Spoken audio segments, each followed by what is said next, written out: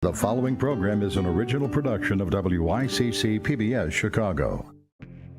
Tonight, the race is down to the wire for Republicans, slugging it out to face Democratic Governor Quinn in November.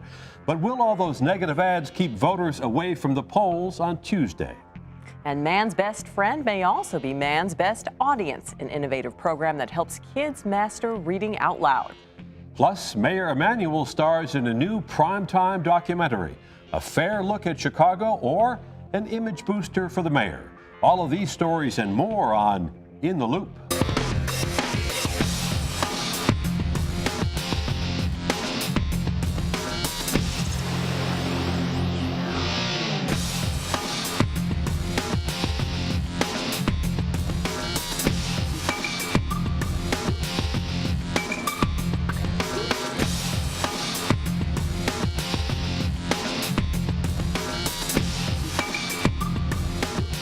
Good evening, I'm Barbara Pinto. And I'm Chris Bury. Tonight, a closer look at the race for governor in Illinois.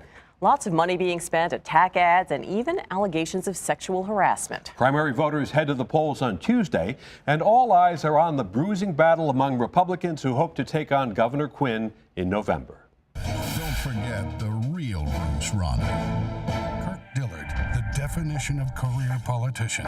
Dillard. The attack ads began right from the start in the rough and tumble Republican primary race for governor. In the most recent polls, wealthy businessman Bruce Rauner leads the field with a double-digit advantage. His main competition, Senator Kirk Dillard, now appears to be pulling away from the other contenders, State Senator Bill Brady and State Treasurer Dan Rutherford. Former Chicago Alderman Dick Simpson, who now teaches political science at the University of Illinois at Chicago, cautions that public opinion polls are dicey in primary races because turnout tends to be low. It always depends on who actually shows up at the polls to vote, and so we can't really know, even if we have public opinion polls in advance. Though Rauner appears to enjoy a big lead now, he stumbled out of the gate with a flip-flop on raising the minimum wage. First, he was against it. I will advocate moving the Illinois minimum wage back to the national minimum wage. I think we've got to be competitive here in Illinois. Then, after heavy criticism, Rauner changed his mind, deciding to support an increase in the minimum wage. But the primary campaign took a sudden shift in Rauner's favor, with stunning allegations of sexual harassment leveled against State Treasurer Dan Rutherford by a former employee. Rutherford vigorously denies the charges and blames Rauner for orchestrating the timing of the lawsuit against him. You put these dots together, there's no question in my mind what's going on here. Someone tried to get $300,000 and is being represented by an attorney that was on Bruce Rauner's payroll. Matt Dietrich, executive editor for Reboot Illinois, says Rutherford mishandled the allegations by not releasing an independent investigator's report as he had promised to do. It isn't as much the lawsuit as it is the fact that he had a giant press conference to talk about these allegations. He then announced that he's going to have an internal investigation paid for by taxpayers. And he's going to release the results of this investigation. And then he comes out and says, well, there's been a lawsuit filed in the meantime. I can't release anything. Rauner has also tilted the odds in his favor by spending so much of his own money, a record $6 million on his campaign, the maximum allowed. Dillard accused him of trying to buy the election. But what Mr. Rauner has done is he's just made it obscene. I mean, he may own 9 multi-million-dollar mansions throughout America, but he shouldn't be able to buy the 10th one, which is the People's Mansion in Springfield, Illinois. In a recent debate, Rauner turned the tables, pointing out that public employee unions were contributing millions of dollars to Dillard's campaign. Why are you running in the Republican primary? I think you should be running in the Democratic primary. You've taken more government union money from the government union bosses the last 10 years than John Cullerton. Despite all the money being spent on those relentless campaign commercials, political analysts don't expect a surge of primary voters on Tuesday. Most voters don't have a reason to go vote unless they're really terribly concerned about the Republican nominee. There's not much on the ballot. There are several referendum, but nobody even knows they're on the ballot. But if the polls hold, Bruce Rauner appears likely to face off against Governor Pat Quinn in November. But it'll be the man of the people versus the big shot in Quinn's eyes. And for Rauner, he'll paint it as, I'm the moderate Republican who can get votes from everybody and win and make our government good again. And here to bring us up to speed is Natasha Korecki, political reporter for the Chicago Sun-Times. Natasha, welcome.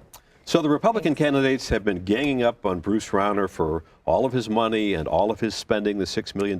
Kirk Dillard called it obscene. You've talked to Rauner about this. How does he respond to that? Well, he makes no apologies for his wealth, first of all. He says that he's a self-made businessman and that he became successful through hard work. He wasn't given any endowments.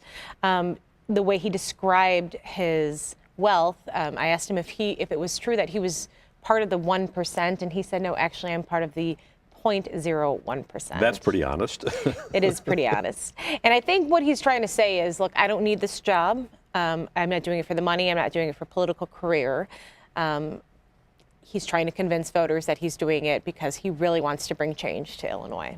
At the same time, he must understand that should he win, that in the general election, the Democrats are going to make him out to be Mitt Romney, except with even more homes. Right. He knows that battle's ahead. It's already started, actually. And, you know, it's going to be, should he win on Tuesday, I think it's going to be a bloody battle with lots and lots of money spent over the next, 6-7 months. And what does Rauner say about Dillard's allegation that he's trying to literally buy the race? Well, he shoots back that, Dillard is, you're not a real Republican. You're a Democrat because you're taking all this public sector union money. The problem that Dillard might keep facing is that he did vote against the pension reform bill. And at the time, there's speculation that he was doing that to keep open the opportunity for unions to come in, and that's exactly what happened. So we're seeing a lot of union money being dumped, and it's really the last 2 weeks, hundreds of thousands of dollars on Dillard, either Dillard directly or Dillard indirectly. So it's going to be, I think, if Dillard emerges, it's going to be interesting to see what do the unions do when there's Kirk Dillard and Pat Quinn. And all that money in the last few weeks has Dillard moving up in the polls pretty substantially. Does this now appear to be a two-man race in the Republican primary for governor? It really does. It's really Dillard and Rauner. No one else has come close to Rauner. Rutherford had been coming close until he had a terrible setback with those sexual harassment allegations. The way he handled it questionably hurt him more. And Bill Brady he's not been able to put money together. He's not been able to get the momentum. It's Dillard who's getting the momentum. But there's a question of whether it's coming too late because Rauner he's spent so much money. He started his message early.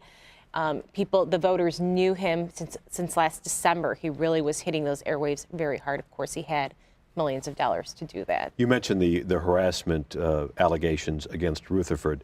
Did that essentially torpedo his campaign? I would say that the allegations in and of themselves, I think a lot of people would have given him a chance. The allegations came at a questionable time. They have not been adjudicated. The lawsuit has just been filed, so we don't know is there guilt or innocence there. What really torpedoed him, I think, is that he ordered an investigation with taxpayer money and then didn't release it. Why do you do that? And then it just raised more questions that there's something that he doesn't want to show us, that there's something more there that he's scared to hide. He accused Rauner of orchestrating all of this. Has any evidence surfaced to support that? The only claim? evidence that Mr. Rutherford could offer was that there was a payment to the attorney who was representing the former Treasurer employee who's lodged these allegations. That attorney had been paid by the Rauner campaign at one point. They said it was for work. It was unrelated to anything. It was having to do with a lease, and it was I think maybe $4,000 or something. It was a nominal amount, at least for Bruce Rauner it was. This is a Republican primary. What role have social issues, gay marriage, abortion, what role have they played in this race? Almost none. It's been strictly on economics and the fiscal health of the state. That's what the candidates. I mean, look. I mean, if you want to hit Bruce Rauner hard, it's a Republican primary. He's pro-choice. He appears to be favorable towards same-sex marriage, though he hasn't said that personally. And so if you want to hit him on those hard, and true Republican issues, the problem is none of the three had any money to do that. So when you have unions coming in and paying for these ads, they're not going to hit them on social issues that are dear to union members. So it's been an interesting dynamic. Is there a big race. difference on those economic issues, the pension reform? Is there a key difference between Rauner and the others or not? Well, in the sense that Brady is the only one who really he voted for it and supports it. It's the pension reform bill. Dillard voted against it. Rauner and Rutherford did not have votes, but both of them said that they would have opposed it. Rauner says, yes, Rauner is probably the most different. He wants to convert it into a 401k kind of model for state employees Which the going forward. unions hate. The unions do not want that at all. Looking ahead, assuming for the moment that the polls are correct and Rauner does win on Tuesday, looking ahead to a Rauner-Quinn race, how do you see that shaping up? What do you think the narrative is going to be? Well, the narrative is going to be right out of the Quinn playbook, which is, I'm a, hard scrapple guy. I pick myself up from my bootstraps, and I'm a populist governor. I'm the people's governor, and Bruce Rauner is the multimillionaire who's out of touch. However, Rauner has, as you know, a lot of money. I think there's going to be a lot of opposition research, and I think we're going to see a lot of hits against Quinn. And vice versa. It's going to be a rough and tumble campaign. Absolutely. Natasha Korecki, thank you so much for joining us. Now, here's a look at what else is trending this week. Just days to go before the gubernatorial primary, and Republican candidates are battling for prime position. What will the voters say? I just think both parties need to just practice a little bit of integrity behind what they're doing. With the race for Chicago mayor a year away, the only declared candidate, current Mayor Rahm Emanuel, takes center stage on billboards, buses, and a CNN documentary. Your finger was 4 years ago. And what you've done today is what I firmly believe. Maybe he's trying to clean up his image a little bit more. Critics argue it's free publicity in the wake of sagging poll numbers. Is a challenger waiting in the wings? The challenge to the U.S. Senate seat held by Democrat Dick Durbin, a political newcomer and a controversial and familiar candidate, are vying for the Republican nod. And is a citywide ban of plastic shopping bags in the bag? Hawaii does it, so do LA and San Francisco. Now a city alderman trying to go green says he's got the votes to make it happen here.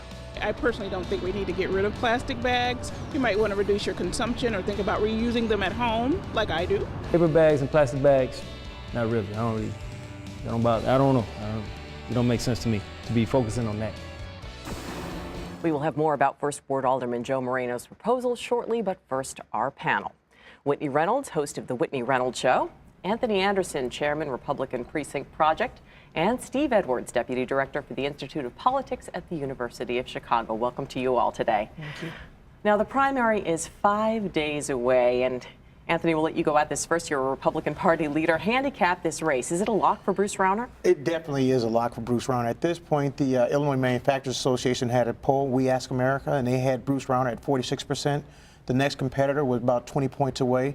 Dan Rutherford was at about 9 percentage points. So, this is basically Bruce Rauner's race to lose at this point, and he won't be losing the race, actually.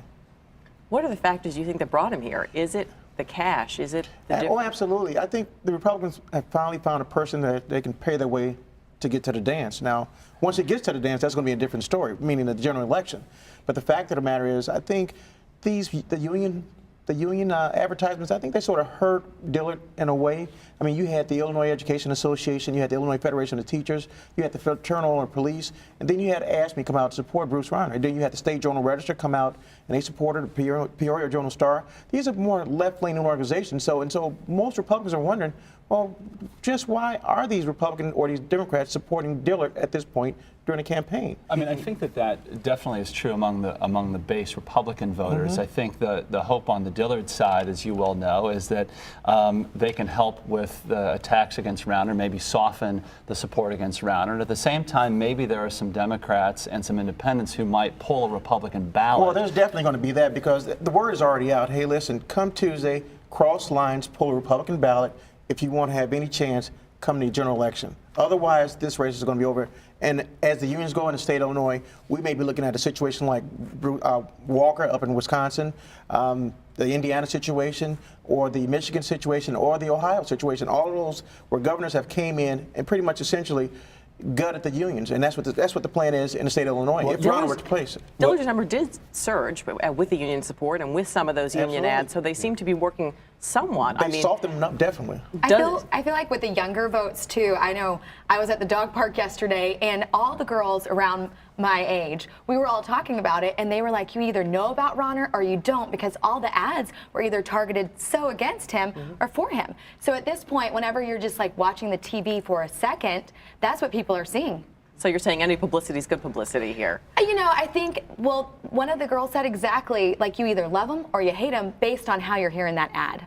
You heard how he told Natasha Korecki from the Sun-Times that he was the 0.01% of the 1%. Steve, could that backfire in the voting booth? Well, it could, but I think, you know, what's interesting here is a lot of people who have been skeptical of his campaign would point to Mitt Romney's candidacy and the problems that he had convincing enough Americans that Romney was identifiable with their concerns. I think Rauner has taken a lot of steps, and he's done a lot of it through his advertising campaign, to try and portray himself as authentic, as relatable, as understandable. The issue here is not so much wealth, it's what that wealth says about your ability to sort of connect and understand and to authentically identify with real world concerns. I think the other thing here is I think there are a lot of Illinoisans, and we're seeing it in some of the poll results for why people have supported Rauner in the polls thus far, about his leadership qualities, about his ability to sort of stick it to the powers in Springfield. I think there are people who like what the wealth represents when it comes to independence and perhaps success. And given the fiscal challenges Illinois faces, there's a lot in the broader Rauner picture that they're trying to present that is resonating right now, at least according to the polls. Anthony, in your eyes, who's the best opponent for Governor Quinn? The best opponent against Governor Quinn at this point right now is Rauner, because there's going to be a contrast between, those people who always thought that, Governor Quinn was the person that's always helped the little guy. And then you're going to have Bruce Rauner, the, exorbitant, millionaire or billionaire at this point. And he's going to come across and say, hey, listen, we're going to straighten up this state. We're going to do it through a business format. We're going to straighten out the school situation in Chicago, and we're going to lower taxes. And then we're going to also create some term limits for some of these career politicians. And so from that standpoint, I think most Illinoisans want to see, hey, listen, we do need to see change in Illinois. We see that, this state's going down, down a precipitous way that, it can't be controlled. And so from that standpoint, maybe we need some fresh breath in the air in the state of Illinois. I will say, though, that I would not count out Governor Quinn. He is a remarkably effective campaigner. We've seen it throughout his political career, including the last cycle where many people thought he would lose as well. It's a different dynamic this time. Well, yeah, but Bill Brady was more conservative. You can't deny the fact that Illinois right now is ranked in the bottom third in terms of unemployment. And we need someone that knows how to handle money, and he's proving that he knows how to handle his money. The only other thing I would say, too, that would support a case for a candidate like Rauner or even Dillard, if they were to emerge, is if you look at the last 2010 general election, the difference between Quinn and Brady was 32,000 votes in the end. Half of Pat Quinn's vote came from Cook County. He only won 4 counties in the entire state. If Rauner can do even slightly better than that, and by having a slightly more moderate hue, a significantly more moderate hue, the odds would suggest that would be in his favor. We'll see what happens. But I think if you're in the Rauner campaign right now, if you can get through Tuesday, you feel good about the broader dynamic. If you remember 2010, too, the polls were so wrong. The polls were absolutely wrong. And so the polls had Brady winning, as a matter of fact. Right, so we'll have to see what happens here. Points. Let's shift gears now to another race. The mayor of Chicago. The contest is still a year away, but the only candidate so far, Rahm Emanuel, is now starring on the sides of buses and billboards and in a CNN documentary. Critics of the mayor say this is a love letter and the timing is free publicity. Whitney, is it? Well, it's interesting because, he doesn't like a lot of reporters to get up in his grill on a normal day. Like, you don't see Mayor Emanuel doing a ton of interviews. In fact, he's pretty short most of the time whenever he's answering questions. So it is interesting that all of a sudden he's letting these people follow him around, and I watched the show and I was like, oh, interesting. Like, I haven't seen that side of him. On another note, though, as well, it also showed the school issue here in Chicago. And on my show, we had Brown Elementary, where we were helping, go in and help out that school. Well, we had to put our whole production on hold because we weren't sure if they were going to close or not. So it definitely hit home watching that show the other day, because those kids at Brown, if their school would have been closed, they would have had to walk across some very difficult gang lines. Anthony, fair depiction of the city and the mayor? Well, it is fair depiction in a sense. I think it sort of rang the lines of an infomercial, but it's clear that the mayor wants to. It's clear that the mayor wants to go further in his political career, whether it go from being a mayor to United States senator or even president of the United States. That's clear. That's obvious. But the one problem that the mayor is going to have is the fact that, again, you're closing schools in minority communities. If you say 10% of the population in the Chicago public school system is white, but you're closing 54 schools, and all those schools are located in Black and Hispanic communities, I mean, there has to be some balance right there. You just can't say we're closing it because of the numbers. The numbers don't add up. There has to be something different. After all, these are your constituents. How will you address those concerns coming election cycle? Steve, does this open the door for a challenger? We're hearing rumblings of Toni Preckwinkle, although she hasn't committed yet. Yeah, well, I mean, I think a lot's been made of what President Preckwinkle did not say, and she did not go so far as to say she would rule out entirely a run for mayor. What she did say is she's running for the job she currently has, that she has every intention of filling out her term. I would take her at her word on that, but I think the fact that she didn't go further leaves open the possibility. I think it's good politics for her regardless of what she does, because it sort of adds to not only her allure, but also potentially her power and sway with others. I think the real question for those who are critics of the mayor is, if not someone like Toni Preckwinkle, then who? And that's been a perennial question in Chicago going long before this administration to the administration of Mayor Daley. Unless opponents of the mayor can sort of coalesce around somebody with organization and money, I think that things look good for this mayor right now, and this series is helping him. He's at this. This is a story that portrays him at the center of lots of intractable problems, and he's somebody who is positioning himself. He's the thrust of the whole narrative. One more race we'll look at quickly. Next week, voters will also decide who will challenge Illinois' senior Senator Dick Durbin. He's been in office for 17 years. Republicans are running State Senator and businessman Jim Oberweis. He's a perennial candidate who's won a state Senate seat. And Doug Truax, a West Point grad and a political newcomer. Anthony, how worried should Dick Durbin be? Dick Durbin, I will be a little worried, because as of now, I think Oberweis stated that he's about 8 percentage points behind in polls when it comes to a head-to-head matchup with Dick Durbin. And that's telling. I mean, in a situation like this, you have a sitting senator that's an incumbent that's that close in the polls, this close to the election. Something's not right somewhere. And just think, we're just in the primaries for the Republicans. If the Republicans see blood in water when it comes to Dick Durbin, they're going to go after this guy full force. And it's going to be outside influences. Jim Oberweis has said some things in the past that have alienated women and minorities, I mean, the two groups that the Republicans are desperately trying to bring into the tent. Also that the incident with the Soldier Field incident with him in the helicopter. I mean, with the immigration policy. Well, and he's run 3 times for statewide office, twice for Senate, once for governor. He's lost all 3 occasions. That's not to say he couldn't win a 4th time, but I think it's going to be a tall order if he were to be the nominee. In TV, we can't leave during sweeps. It is a few days. It's coming up on the election. Why is he in Florida? Why is he in Florida? That's the question this week, isn't it? Yeah. Jim Oberweis is vacationing before the polls. We'll tackle our last topic right now, another huge political question in Chicago. Paper or plastic? Should the city ban those plastic shopping bags? One alderman says basically that most of them end up, or many of them end up as litter. Steve, is this a good idea? Well, here's what you have. You have about 380 billion of these bags in circulation in the United States. You have some cities like San Francisco. You also have cities like Mexico City that have banned these bags. There's no question that they are a real problem from a litter standpoint, but also over time an environmental standpoint, because they don't degrade fast enough. So the question is, how do you solve that problem? Do you do it through a ban? Do you do it through a tax? Do you do it through a surcharge, or do you try and incentivize consumers to make another choice? I do think it's an important public policy question. I think it's right for Alderman Moreno to raise it. The question is, what's actually going to do it most effectively? Business owners are concerned by a tax or a ban outright, but I actually think this is something that bears real consideration. Whitney, we'll let you have the last word on Yeah, this. some of the grocery stores have already bought out. I know whenever we don't do our year just a month, a couple months at a time, these grocery stores could have already bought for 2 years. So it's going to cost them, and we already lost Dominic's. I don't want other people to shut their doors because of these plastic bags. And I reuse mine for my dog. I recycle. We will leave it right there. We thank our guests, Whitney Reynolds, Anthony Anderson, and Steve Edwards. Right now, a little more about dogs. We can learn a lot from our pets, but one innovative Chicago program relies on dogs to make kids better readers. Take a look. Well done. All right, you want to give him a treat? This second grade classroom at Chicago's National Teachers Academy has gone to the dogs. Lucy's favorite subject is lunch.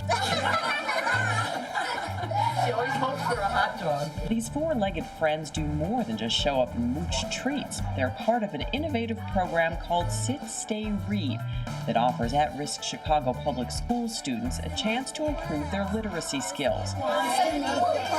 The dogs provide a willing audience, tails wagging, as they help to ease students' fears of reading aloud. Dogs are often used in animal-assisted intervention programs, mostly because they're non-judgmental. It's really hard when you're trying to read to your friends or to your family because you're embarrassed. But when they're reading to Kosie's not judging them, and they create this really fun bond. All of the baggage and the inhibitions go away, and they just read the book. According to a CPS study, only 17% of third graders read at grade level. Sit, Stay, Read hopes to change that. You might be able to read a couple of sight words like cat and hat and sat. To read an entire sentence or a paragraph and understand what you read, for a lot of folks that's really hard. I love Sit, Stay, Read. It mixes all of the students' levels and meets them on a common ground. It doesn't matter if you're learning to read or if you're at the stage where you're reading to learn. You can all come together and read the same book about something you enjoy, and you get to visit a dog on top of that. The program helps conquer more than just fear of reading out loud. Sit, Stay, Read asks every year, who's afraid of dogs? And I will have 5 or 6 students raise their hands, and they are absolutely terrified. By the time Sit, Stay, Read is done with their session with us, they are no longer afraid of dogs, and they are actually excited about having dogs in their home. I like coming in there because, the dogs, they're always friendly. And then you go ahead and pat them and say, very good boy. And then just a good boy. I have the best job in the world. I get to work with children and books and dogs, and I get to put all of them together so that children are reading better, that they are having a more secure future, because if you don't read, you don't succeed. If you don't write, you don't succeed. And putting them all together is amazing. To learn more about Sit, Stay, Read, visit sitstayread.org. And stick around for In the Loop, the after show. You can join our guests online at wycc.org and look for In the Loop. We'll talk about the controversial verdict that awarded nearly $500,000 to a convicted mass murderer. That does it for today's show. You are now In the Loop. Until next week, I'm Chris Bury. And I'm Barbara Pinto. Good night. Good night.